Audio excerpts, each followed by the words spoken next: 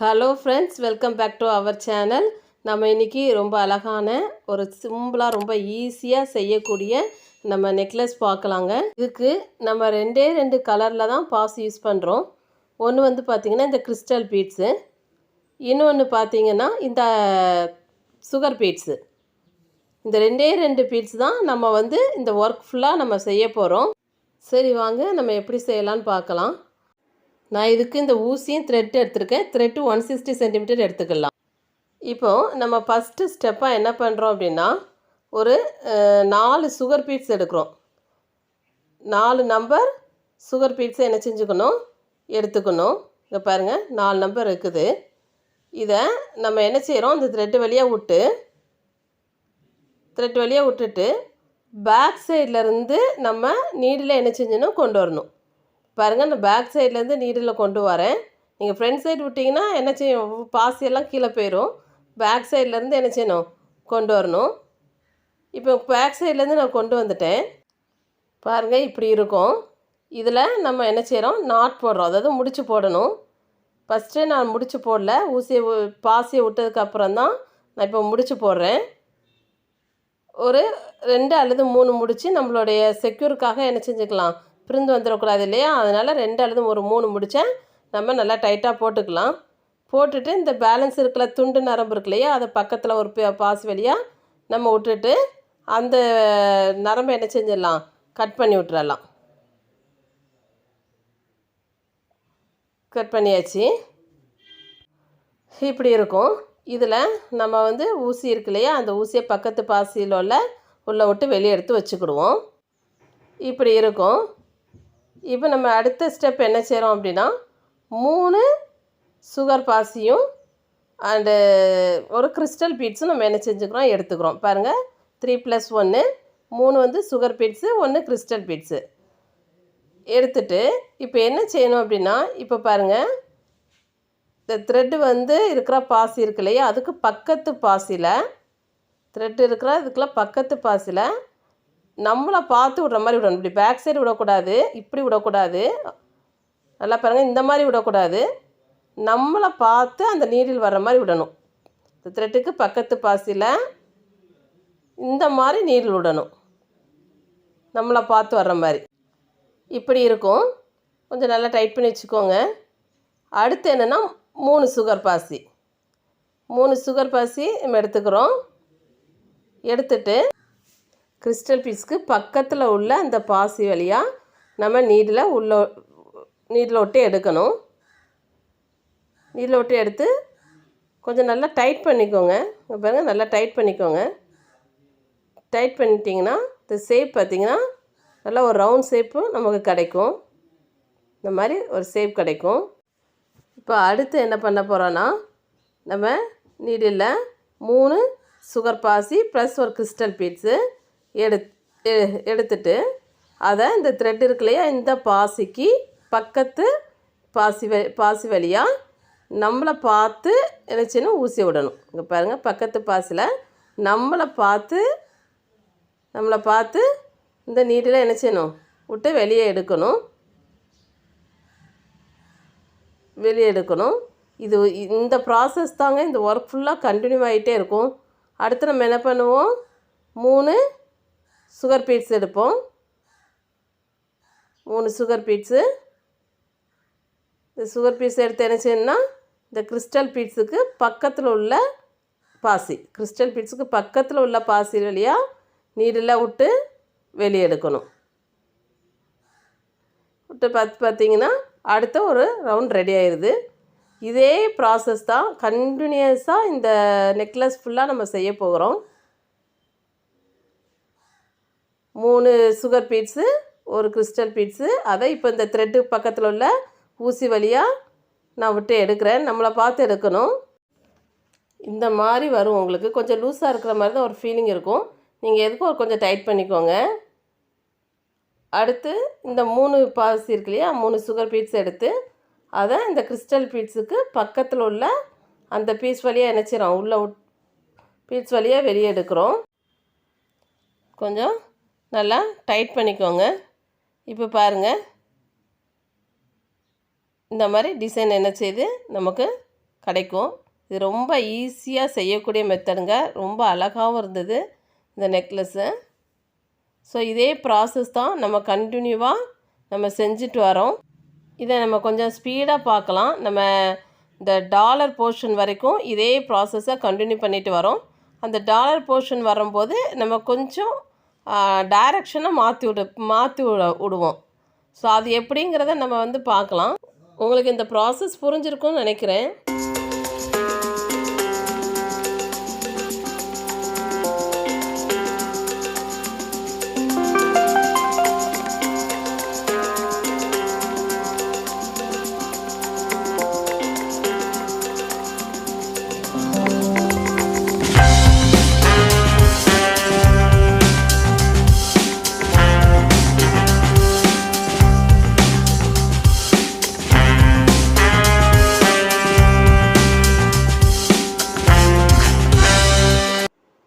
இப்போது நம்ம one side வந்து கம்ப்ளீட் பண்ணியாச்சு. அடுத்து வந்து நம்ம டாலர் எப்படி போடலான்னு சொல்லி நம்ம பார்க்கலாம். இதுக்கு நம்ம டாலர் பண்ணுறதுக்காக இந்த இடத்துலையே இந்த பாசி வழியாக நம்ம நீடில் கொண்டு வரோம். நீடில் இதிலேருந்து தான் நம்ம இந்த டாலர் செய்யணும். இந்த பாசி வழியாக இப்போ வந்து த்ரெட்டு இருக்குது. இது வழியாக நான் நீடில் என்ன செஞ்சிடறேன், இப்படி கொண்டு வரேன். கொண்டு வந்து பாருங்கள், இப்படி வரிசையாக இருக்கிற பாசி வழியாக நம்ம நீடில் வெளியே எடுத்து கொண்டு வரணும். கொண்டு வந்துட்டு பக்கத்தில் இந்த பாசி வழியாக நம்ம நீடில் வெளியே எடுத்துடணும். வெளியே எடுத்துட்டு நம்ம இதுக்கு முன்னாடி நம்ம செஞ்ச அதே ப்ராசஸை தான் நம்ம திரும்ப பண்ண போகிறோம். அதுக்கு என்னென்னா 3 பாசியை முதல்ல எடுத்துட்டு அந்த பாசியை பக்கத்தில் உள்ள இந்த பாசி வழியை இப்போ நம்மளை பார்க்குற மாதிரி நீடில் எடுக்கணும். எடுத்திங்கன்னா இந்த மாதிரி ஒரு முக்கோண ஷேப்பில் உங்களுக்கு ஃபார்ம் ஆகும். இது லூஸாக இருக்கும். அதனால் திரும்ப அந்த 3 பாசி வழியையும் நம்ம நீடில் விட்டு நம்ம கொண்டு வந்தால் கொஞ்சம் நல்லா டைட்டாக என்ன செஞ்சுக்கணும், நமக்கு நின்றுக்கூடும். அதனால் நான் கொண்டு வரேன். இப்போ நீங்கள் ரெடிமேட் டாலர் வச்சுருந்தா அந்த டாலரை கூட நம்ம என்ன செய்யலாம், கோத்துக்கலாம். நான் இன்றைக்கி அந்த மாதிரி செய்யாமல் நான் இதே மாடல்லையே ஒரு டாலர் மேக் பண்ணலாம் அப்படிங்கிறதுக்காக நான் வந்து இந்த மாதிரி பண்ணுறேன்.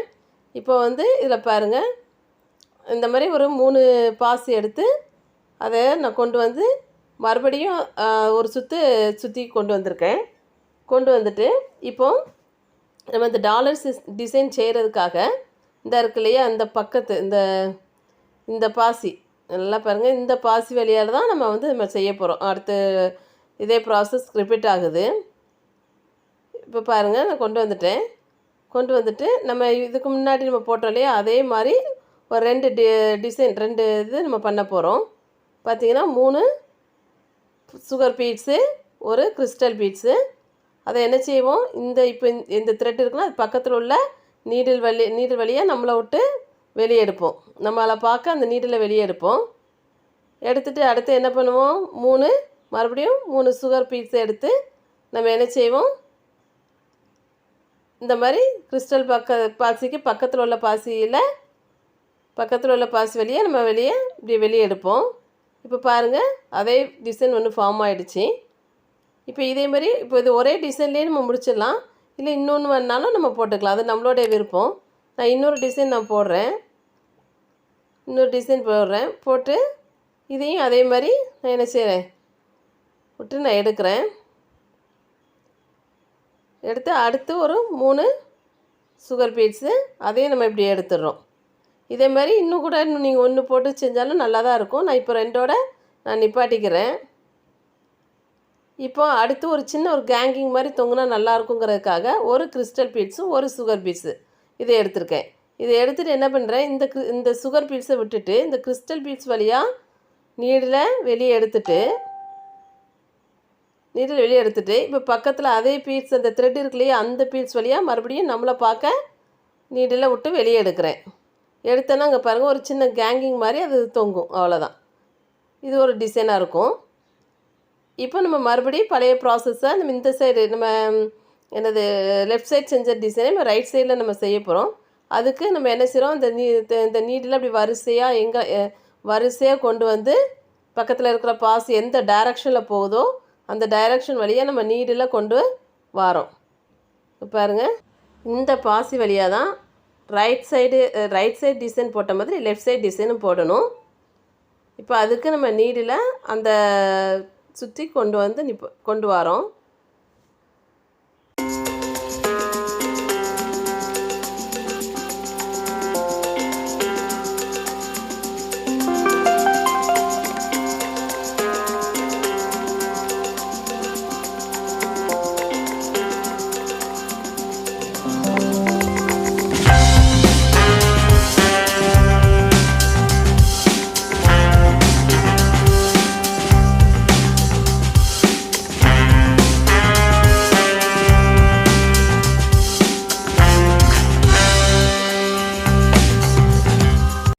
இப்போ பாருங்கள், நீடில் கொண்டு வந்து இந்த பாசி வழியாக தான் நம்ம அடுத்த ப்ராசஸ், அதாவது ரைட் சைட் ப்ராசஸை கண்டினியூ பண்ணுவோம். அதனால் இந்த பீட்ஸ் வழியாக இப்போ நான் நீடில் விட்டு வெளியே எடுத்தாச்சு. இப்போ பாருங்கள், நம்ம இந்த சைடு எப்படி பண்ணோமோ அதே மாதிரி தான் அந்த சைடு நம்ம பண்ணணும். ஸோ அதே ப்ராசஸ் தான். அதனால் நம்ம அதே மாதிரி ஒரு 3 சுகர் பீட்ஸும் ஒரு கிறிஸ்டல் பீட்ஸும் நம்ம எடுத்துக்கலாம். எடுத்துகிட்டு இங்கே எப்படி இந்த சைடு லெஃப்ட் சைடு எப்படி செய்தோமோ அதேமாதிரி ரைட் சைடு நம்ம கண்டினியூ பண்ண வேண்டியதுதான். பாருங்கள், அடுத்து 3 சுகர் பீட்ஸு அதை இந்த கிறிஸ்டல் பீட்ஸுக்கு பக்கத்தில் நான் விட்டுட்டு கொஞ்சம் நல்லா டைட் பண்ணிக்கிறோம். இப்போ பாருங்கள், இந்த மாதிரி நிற்கும். அடுத்த ஒன்றும் எப்படி செய்யலாம்னு பார்க்கலாம். 3 சுகர் பீஸ், ஒரு கிறிஸ்டல் பீஸ், அதை த்ரெட்டுக்கு பக்கத்தில் இருக்கிற பாசி வழியாக நம்மளை பார்க்க நீடில் விட்டு வெளியே எடுக்கணும். வெளியே எடுத்துட்டு அடுத்து 3 சுகர் பீட்ஸு, அந்த சுகர் பீஸ் பக்கத்தில் இந்த கிறிஸ்டல் பீஸ் பக்கத்தில் உள்ள சுகர் பீட்ஸ் வழியாக விட்டு வெளியே எடுக்கிறோம். எடுத்து கொஞ்சம் டைட் பண்ணிக்கிறோம். இப்போ இந்த 2வது டிசைன் ரெடி ஆகிடுச்சு. 3வது சேம் ப்ராசஸ் தான் 3வது பண்ணுறோம். பாருங்கள்,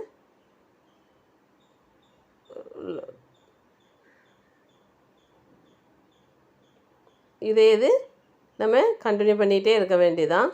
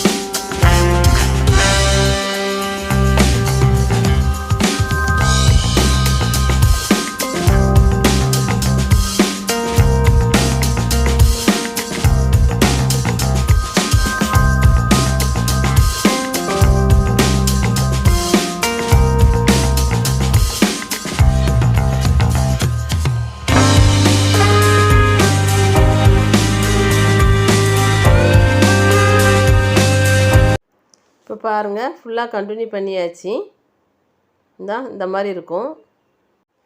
இப்போ நம்ம அடுத்து என்ன பண்ண போகிறோன்னா, நம்ம ஃபஸ்ட்டு ஒரு 4 பாசி எடுத்து செஞ்சோம் இல்லையா. இப்போ நம்ம ஃபினிஷ் பண்ணுறதுக்கு 2 பாசி எடுக்கிறோம். கம்ப்ளீட் பண்ணுறதுக்காக 2 பாசி எடுத்துகிட்டு இதில் இருக்கிற 2 பாசி, அதாவது த்ரெட்டு இருக்கு இல்லையா, அந்த த்ரெட்டு சேர்த்த பாசி அதுக்கு முன்னாடி உள்ள பாசி வழியாகவும் நீடில் உள்ள விட்டு எடுக்கணும். எடுத்தோம்னா இந்த மாதிரி ஃபார்ம் ஆகும். இப்போ மறுபடியும் அது கொஞ்சம் லூஸாக இருக்கும். அதனால் டைட் பண்ணுறதுக்காக மறுபடியும் நம்ம என்ன செய்கிறோம், நீடில் அதே அதை சுற்றி அந்த 4 பாசி வழியாக நம்ம நீடில் கொஞ்சம் நல்லா டைட்டாக பாசி இருக்கணும். அப்படிங்கிறதுக்காக நம்ம மறுபடியும் ஒரு சுற்றி வெளியே கொண்டு வரணும்.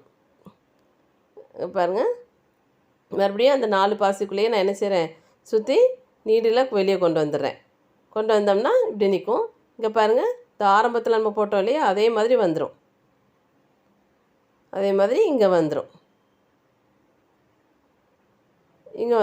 இப்போ நம்ம என்ன செய்யலாம், இப்போ முடிஞ்சு போச்சு. அதனால் இப்போ நம்ம நாட்டு முடிச்சு போட்டுட்டு கட் பண்ணிடலாம். நான் அதுக்கு கொஞ்சம் கொஞ்சம் வரிசையாக இருக்கிற அந்த பாசி வழியை நீடில் உள்ளே விட்டுட்டு அதுக்கப்புறம் நாட் போட்டு கட் பண்ணுவேன். ஸோ அதே மாதிரி இப்போ கொஞ்சம் பாசி வழியை நான் நீடில் வெளியே எடுத்துக்கிறேன். வெளியே எடுத்துட்டு நம்ம முடிச்சு போடலாம்.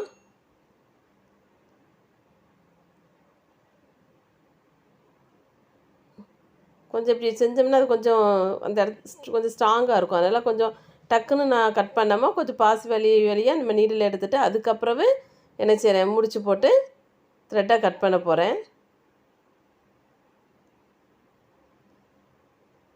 ஒன்று அல்லது நம்ம 2 முடிச்சு 2 3 முடிச்சு நம்ம போட்டுக்கலாம். நான் 2 முடிச்சு போட்டு அப்படியே கட் பண்ணாமல் பக்கத்தில் இருக்கிற பாசி வழியாக நான் நீடில் பாஸ் பண்ணிவிட்டு எவ்வளோ தூரம் நமக்கு இஷ்டம், நம்ம இஷ்டம் தான், அது எவ்வளோ தூரம் நம்ம வெளியே எடுத்துக்கணுமோ எடுத்துகிட்டு மறுபடியும் அதுலேயும் கூட நம்ம என்ன செய்யலாம், ஒரு நாட்டாக ஒரு முடிச்சை போட்டுக்கலாம். இப்போ நான் அதுலேயும் பாருங்கள் ஒரு முடிச்சு சேஃப்டிக்காக நான் போட்டுக்கிறேன். அந்த இடத்துலையும் பாருங்கள் சும்மா உள்ளே விட்டு 2 முடிச்சு நான் போட்டுக்கிறேன்.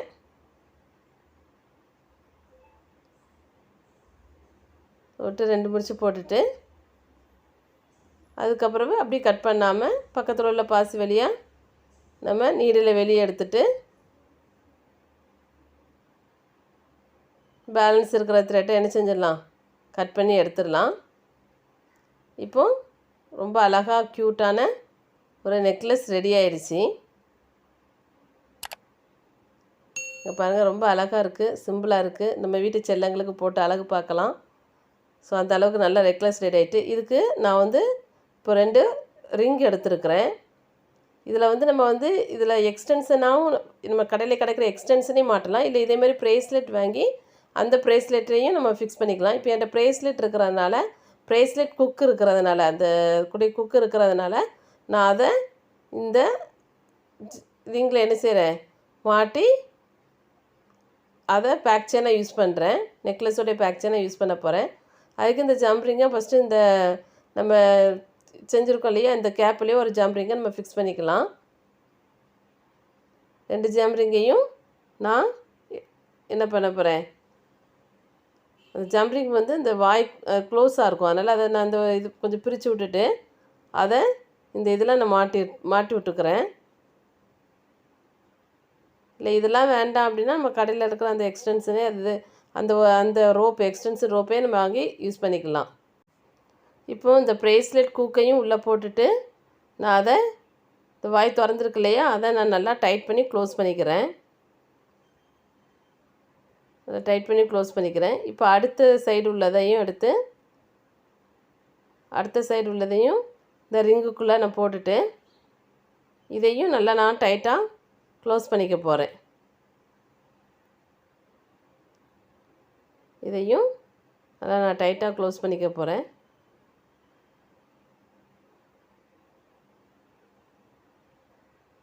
இந்த டூல் வச்சு நான் கொஞ்சம் நம்ம கையை வச்சு நல்லா கொஞ்சம் செஞ்சாலுமே இது ரொம்ப ஃப்ளெக்சிபிளாக தான் இருக்கும், ஈஸியாக ஃபிக்ஸ் ஆகிக்கூடும். இந்த டூல் வச்சு தான் ப்ரெஸ் பண்ணணுமா அப்படின்லாம் இல்லை, டூல் வச்சா கொஞ்சம் ஈஸியாக இருக்கும், அதனால தான் நான் யூஸ் பண்ணேன். இப்போ பாருங்கள் இந்த நெக்லஸ் நல்லா ரெடி ஆகிடுச்சு, ரொம்ப அழகாக இருந்தது. இது வந்து ரொம்ப எளிதாக ரொம்ப சிம்பிளாக ஈஸியாக செய்யக்கூடிய ப்ராசஸ்ஸு. பிகினர்ஸ் யாருனாலும் ரொம்ப ஈஸியாக செய்யலாம். இது நெக்லஸ் தான் செய்யணும் இல்லை, இது நம்ம வளையல் கொலுசு இந்த மாதிரி பல மாடல்கள் நம்ம க்ரியேட்டிவிட்டியை பொறுத்து செய்யலாம். ஓகே, தேங்க்ஸ் ஃபார் வாட்சிங். நெக்ஸ்ட் ஒரு இன்ட்ரெஸ்டிங் வீடியோவில் பார்க்கலாம். பை.